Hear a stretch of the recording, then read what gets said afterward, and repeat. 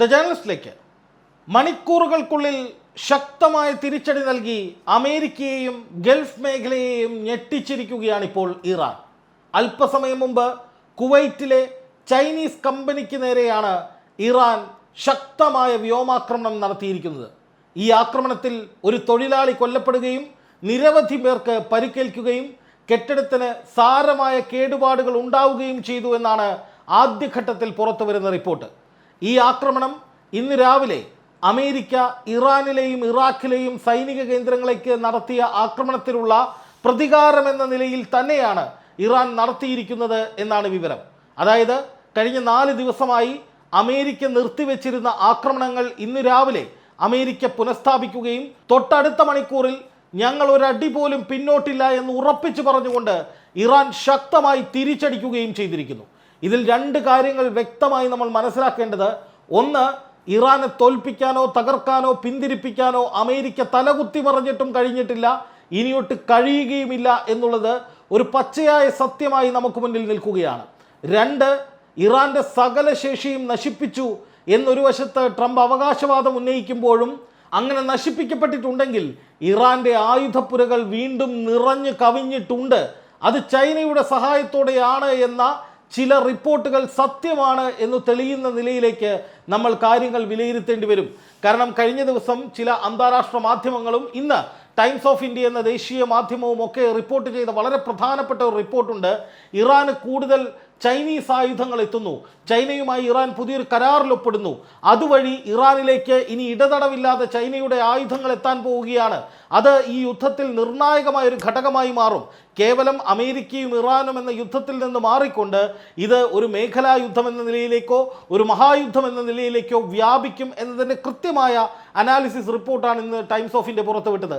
ഏതാണ്ട് സമാനമായ കാര്യങ്ങൾ തന്നെയാണ് ഇപ്പോൾ നടക്കുന്ന ആക്രമണങ്ങളിലൂടെ ലോകത്തിന് മുന്നിൽ തെളിഞ്ഞു കാണുന്നത് എന്നുള്ളതാണ് ഏറ്റവും പ്രധാനപ്പെട്ട കാര്യം. നോക്കുക, ഒരു വശത്ത് ട്രംപ് പറയുന്നു ഇറാന്റെ മുഴുവൻ സൈനിക ശേഷിയും തകർത്തു, ഇനി ഇറാനെ പരിപൂർണമായി ഇല്ലാതാക്കാനുള്ള നീക്കങ്ങളാണ് ഉണ്ടാകാൻ പോകുന്നതെന്ന്. കാരണം ട്രംപ് അത്രയും കോൺഫിഡൻ്റ് ആണ്. ട്രംപ് പറഞ്ഞ ചില വാക്കുകൾ കൂടി നോക്കുക. ട്രംപ് പറഞ്ഞത് സായുധ ഗ്രൂപ്പുകൾ ലോകത്തെ കാർന്നു തിന്നുന്ന ക്യാൻസറാണ്, ഇറാനുമായി ബന്ധപ്പെട്ട സായുധ ഗ്രൂപ്പുകൾക്ക് കൂടുതൽ മുന്നറിയിപ്പ് നൽകി ആക്രമണങ്ങൾ നടത്താൻ അമേരിക്ക ആലോചിക്കുന്നുണ്ട് എന്നായിരുന്നു ട്രംപിൻ്റെ ഒരു മുന്നറിയിപ്പ്. അതുപോലെ തന്നെ ഈ പറയുന്ന ജോർദാനിലെ US സൈനിക കേന്ദ്രങ്ങൾക്ക് നേരെ ഇറാൻ ഇന്നലെ രാത്രി ആക്രമണം നടത്തിയിരുന്നു. അത് ജോർദാനിലെ സൈനിക കേന്ദ്രത്തിന് വലിയ നാശനഷ്ടങ്ങൾ ഉണ്ടാക്കിയെന്ന് IRGCയും എന്നാൽ ഇതിനെയൊക്കെ പ്രതിരോധിച്ചു എന്ന് അമേരിക്കയും പറയുന്നുണ്ട്.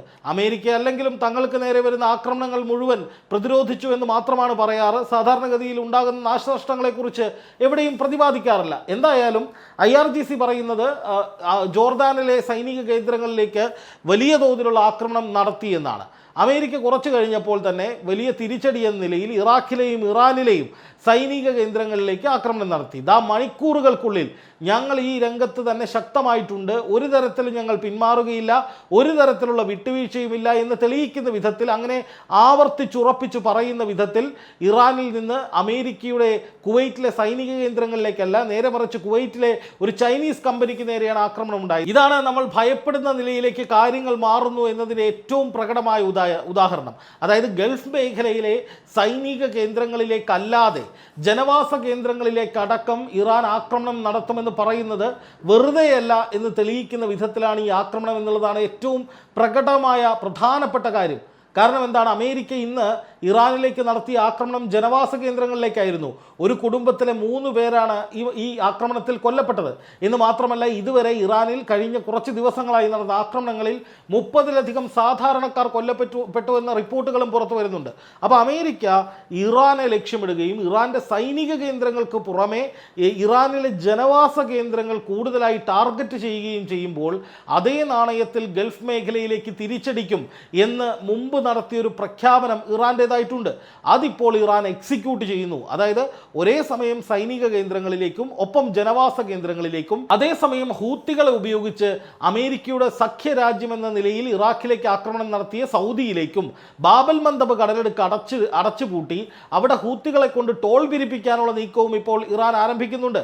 അതായത് അമേരിക്ക ഗൾഫ് രാജ്യങ്ങളിലൂടെ അല്ലെങ്കിൽ ഗൾഫ് രാജ്യങ്ങളിലെ സൈനിക കേന്ദ്രങ്ങളിലൂടെ തങ്ങൾക്ക് നേരെ ആക്രമണം തുടരുന്നു. സൗദിയെ ഉപയോഗിച്ച് ഇറാഖിലെ ഇറാൻ സൈനിക കേന്ദ്ര കേന്ദ്രങ്ങളിലേക്ക് ആക്രമണം നടത്തുന്നു. അതേ രീതിയിൽ അതേ രൂപത്തിൽ തന്നെ ശക്തമായ തിരിച്ചടിയാണ് ഇപ്പോൾ ഇറാൻ നൽകുന്നത്. അതായത് അമേരിക്ക സൗദിയെ ഉപയോഗിക്കുന്നത് പോലെ ഇറാൻ ഹൂത്തികൾ ഉപയോഗിക്കുന്നു.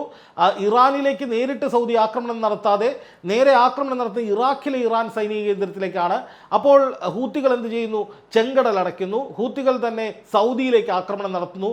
അപ്പോൾ സൗദി പറയുകയാണ് ഞങ്ങൾ നേരിട്ട് ഇറാനിലേക്ക് ആക്രമണം നടത്തിയിട്ടില്ല എന്ന് പറഞ്ഞാൽ ഇറാനും പറയും ഞങ്ങളും നേരിട്ട് ഇവർക്ക് നേരെ സൗദിക്ക് നേരെ ആക്രമണം നടത്തിയിട്ടില്ല, അതുകൊണ്ട് കരാർ ലംഘനമില്ല, അത് നടത്തിയത് ഹൂത്തികളാണത് അവർക്കേ അറിയൂ. ആ രീതിയിലേക്ക് എങ്ങനെയാണോ ഇറാന് നേരെ അമേരിക്കയും സഖ്യകക്ഷികളും ചേർന്ന് തന്ത്രങ്ങൾ മെനഞ്ഞ് യുദ്ധം നടപ്പാക്കുന്നത് അല്ലെങ്കിൽ യുദ്ധതന്ത്രങ്ങൾ നടപ്പാക്കുന്നത്, സമാനമായ രീതിയിൽ തന്നെ ഒരു വ്യത്യാസവുമില്ലാത്ത രീതിയിൽ തന്നെ അമേരിക്കയ്ക്ക് നേരെയും തിരിച്ച് ശക്തമായ ആക്രമണമാണ് ഇപ്പോൾ ഇറാൻ ലക്ഷ്യമിട്ടിരിക്കുന്നത് എന്നുള്ളതാണ് ഏറ്റവും പ്രധാനപ്പെട്ട കാര്യം. ഇതിന് ചൈനയുടെ വലിയ സഹായം കിട്ടുന്നുണ്ട് എന്ന സൂചനകളായിരുന്നു ആദ്യഘട്ടത്തിൽ ഉണ്ടായിരുന്നതെങ്കിൽ ഇപ്പോൾ ആയുധങ്ങൾക്ക് ഒരു പഞ്ഞവുമില്ല ഇറാന് എന്ന് വ്യക്തമാക്കുന്ന വിധത്തിൽ ഓരോ അടിക്കും തിരിച്ചടികൾ കൊടുത്തുകൊണ്ടിരിക്കുകയാണ് ഇറാൻ. അതും ഇറാനിലേക്ക് എങ്ങനെയാണോ ആക്രമണങ്ങൾ നടക്കുന്നത് അതേ ശൈലിയിൽ അതേ രീതിയിൽ തന്നെയാണ് ഇറാനും തിരിച്ചടിക്കുന്നത്. ഇറാന്റെ ജനവാസ കേന്ദ്രങ്ങൾ ടാർഗറ്റ് ചെയ്താൽ ഗൾഫ് മേഖലയിലെ ജനവാസ കേന്ദ്രങ്ങളും ടാർഗറ്റ് ചെയ്യപ്പെടും. ഇറാനിലെ എണ്ണ കേന്ദ്രങ്ങൾ ടാർഗറ്റ് ചെയ്താൽ ഗൾഫ് മേഖലയിലെ എണ്ണപ്പാടങ്ങളിൽ നിന്ന് കത്തും. ഇറാന്റെ ആയുധപ്പുരകൾ തകർത്താൽ ഗൾഫ് മേഖലയിലെ ആയുധപ്പുരകളും തകർക്കും. ഇപ്പോൾ ഇസ്രായേൽ യുദ്ധത്തിലേക്ക് ഇറങ്ങാൻ പോകുന്നു എന്ന തരത്തിലേക്ക് ഒരു വാർത്ത മിനിഞ്ഞാന്നൊക്കെ പുറത്തു വന്നിരുന്നു. അതായത് ഇസ്രായേൽ പ്രധാനമന്ത്രി ബെഞ്ചമിൻ നെതന്യാഹു യുദ്ധത്തിലേക്ക് ഇറങ്ങാൻ പോകുന്നു എന്ന ചില സൂചനകൾ നൽകിയതായിരുന്നു പുറത്തു വന്ന വിവരം. പക്ഷേ അതും ട്രംപുമായി വലിയൊരു കൂടിക്കാഴ്ച, മണിക്കൂറുകളോളം നീണ്ടു നിന്ന മുറിയടച്ചിട്ടുള്ള ഒരു കൂടിക്കാഴ്ച നടന്നുവെന്നും ആ കൂടിക്കാഴ്ചയുടെ അടിസ്ഥാനത്തിൽ കൂടുതൽ ശക്തമായ ആക്രമണം നടത്താൻ ഇസ്രായേൽ പദ്ധതിയിടുന്നു എന്നും ഒക്കെയാണ് വന്ന വാർത്തകൾ. അപ്പോൾ അതേ സമയത്ത് തന്നെയാണ് ഇറാൻ കൂടുതൽ ആയുധങ്ങൾ ചൈനയിൽ നിന്ന് ഇറക്കുന്നു എന്നുള്ള വിവരം വരുന്നത്.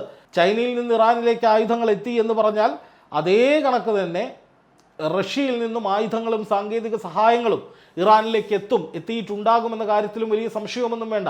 അപ്പോൾ ഈ യുദ്ധം കൂടുതൽ രാജ്യങ്ങൾ ഇൻവോൾവ് ആവുന്ന രീതിയിലേക്ക് വലിയ തോതിൽ വ്യാപിക്കുന്ന ഒന്നായി മാറുന്നു എന്നുള്ളതാണ് നമ്മൾ കാണേണ്ട ഏറ്റവും അപകടകരമായ വസ്തുത. കാരണം ഇനി ഈ യുദ്ധം മുന്നോട്ട് പോകും തോറും ഇറാൻ്റെ ഭാഗത്ത് നിന്ന് ഒരു വിട്ടുവീഴ്ചയ്ക്കും സാധ്യതകൾ ഉണ്ടാകില്ല എന്നുള്ളതാണ് ഏറ്റവും അപകടകരമായ കാര്യം. കാരണം കഴിഞ്ഞ 4 ദിവസമായി സമാധാനം ഉണ്ടായിരുന്നു. അത് അമേരിക്ക ഏകപക്ഷീയമായി യുദ്ധം നിർത്തിയത് കൊണ്ടാണ്. അതായത് അമേരിക്കയ്ക്ക് നേരെ ഇറാൻ്റെ ശക്തമായ ആക്രമണങ്ങൾ ഉണ്ടാകുന്നു, അമേരിക്കയുടെ സൈനിക കേന്ദ്രങ്ങൾ തകരുന്നു, അമേരിക്കയുടെ ഈ പറയുന്ന വിമാനങ്ങൾക്ക് തകരാറുണ്ടാകുന്നു, വിമാനങ്ങൾ തകർക്കപ്പെടുന്നു.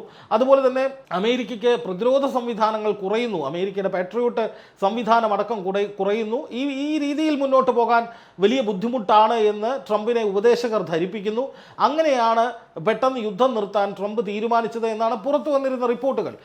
അമേരിക്കൻ മാധ്യമങ്ങൾ പോലും ഇക്കാര്യം ആ രീതിയിൽ തന്നെയാണ് റിപ്പോർട്ട് ചെയ്തത്. അപ്പോൾ സ്വാഭാവികമായിട്ടും അങ്ങനെ ഒരു ഗതികെട്ട അവസ്ഥയിൽ യുദ്ധം നിർത്തിയ ട്രംപ് പിന്നീട് പെട്ടെന്ന് മധ്യസ്ഥ രാജ്യങ്ങൾ വഴി ചർച്ചകൾ നടത്താൻ തീരുമാനിക്കുന്നു. മധ്യസ്ഥ രാജ്യങ്ങളെ ചർച്ചകൾക്ക് വേണ്ടി ചുമതലപ്പെടുത്തുന്നു. അവർ ചർച്ചകൾക്ക് വേണ്ടി രംഗത്തിറങ്ങുന്നു. പക്ഷേ അപ്പോൾ ഇറാൻ പറഞ്ഞത് ഞങ്ങൾ ഒരു ചർച്ചയ്ക്കുമില്ല, ഒരു വിട്ടുവീഴ്ചയ്ക്കുമില്ല എന്നാണ്. സാധാരണഗതിയിൽ ഒരു യുദ്ധം തുടങ്ങി വെച്ച് പകുതി എത്തുമ്പോൾ തിരിച്ചടി കൂടുമ്പോൾ അമേരിക്ക ഒരു സമാധാനത്തിൻ്റെ ദൂതൻ എന്ന നിലയിലേക്ക് സമാധാന ചർച്ചകൾ എടുത്തിടാറുണ്ട്. ഓപ്പോസിറ്റ് നിൽക്കുന്ന രാജ്യങ്ങൾ ഇത് അംഗീകരിക്കാറുമുണ്ട്. പക്ഷേ ഇവിടെ അങ്ങനെ ഉണ്ടായിട്ടില്ല എന്നുള്ളതാണ് വലിയ തിരിച്ചടിയായി മാറിയത്. എന്തായാലും അമേരിക്കയുടെ കണക്കുകൂട്ടലുകൾക്ക് വിരുദ്ധമായി പ്രതികാരമെന്നൊരൊറ്റ ലക്ഷ്യത്തിൽ ഇറാൻ മുന്നോട്ട് പോകുന്ന ഘട്ടം വന്നതോടെ വലിയ പ്രഹരം തന്നെയാണ് അത് ട്രംപിനെ ഏൽപ്പിച്ചത്. അതുകൊണ്ട് തന്നെ ഇനി അടങ്ങിയിരുന്നിട്ട് ഒരു കാര്യവുമില്ല. അടങ്ങി നിന്നാലും അടി കിട്ടും, അടിച്ചാലും തിരിച്ചടി കിട്ടുമെന്ന് ഉറപ്പായതോടെ എങ്കിൽ പിന്നെ യുദ്ധം ചെയ്യുക തന്നെയാണ് വഴി. എങ്ങനെയെങ്കിലും ഇറാനെ വീണ്ടും കീഴ്പ്പെടുത്താനോ ഭയപ്പെടുത്താനോ കഴിയുമോ എന്ന് നോക്കട്ടെ എന്ന രീതിയിലേക്ക് ട്രംപ് യുദ്ധതന്ത്രം മാറ്റി കൂടുതൽ കക്ഷികളെ ഈ യുദ്ധത്തിലേക്ക് കൊണ്ടുവരികയാണ്. അത് ആ സമയം അതിൻ്റെ തന്ത്രം തിരിച്ചറിഞ്ഞ് കൂടുതൽ കക്ഷികളെ കളത്തിലിറക്കി കൂടുതൽ പേരിൽ നിന്ന് സഹായം എത്തിച്ച് കൂടുതൽ പേരുടെ ബാക്കപ്പ് ഉണ്ടാക്കിക്കൊണ്ട് സകല പ്രോക്സി ഗ്രൂപ്പുകളെയും ആക്ടിവേറ്റ് ചെയ്തുകൊണ്ട് ഇറാനും തിരിച്ചടിക്കുകയാണ്. ഇതിൻ്റെ ആത്യന്തികമായ ഇതിൻ്റെ ഫലമെന്ന് പറയുന്നത് വലിയ ഭീഷണി പശ്ചിമേഷ്യയിൽ മൊത്തത്തിലുണ്ടാകും. ഹോർമൂസിന് പുറമെ ചെങ്കടൽ അടയ്ക്കുന്നതോടുകൂടി എണ്ണ വിപണിയെയും സാമ്പത്തിക മേഖലയും ഒക്കെ ഇത് വല്ലാത്ത ദുരിതത്തിലാക്കും. കടുത്ത ആശങ്കയേറുന്ന ദിനങ്ങളാണ് വരാൻ പോകുന്നത്. ജനവാസ മേഖലകൾ ഗൾഫ് മേഖലയിലൊക്കെ ആക്രമിക്കപ്പെടുന്നു എന്ന് പറയുമ്പോൾ എല്ലാം കൈവിട്ടു പോകുന്നു, പ്രവാസികളടക്കം വലിയ ഭീതിയിലേക്ക് പോകേണ്ട സാഹചര്യം ഉണ്ടാകും എന്ന നിലയിലേക്ക് കാര്യങ്ങൾ എത്തിയിരിക്കുന്നു എന്നാണ് എൻ്റെ വിലയിരുത്തൽ.